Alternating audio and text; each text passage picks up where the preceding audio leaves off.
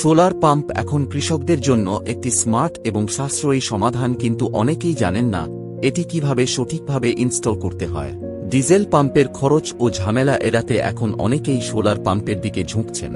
Solar pump install করার আগে সঠিক পরিকল্পনা করা খুবই গুরুত্বপূর্ণ। এর জন্য প্রয়োজন সোলার প্যানেল, পাম্প, কন্ট্রোলার, তার এবং অন্যান্য প্রয়োজনীয় সরঞ্জাম।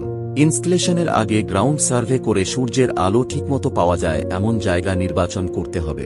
তারপর শক্ত ফ্রেমের উপর সোলার প্যানেল সঠিকভাবে বসাতে হবে।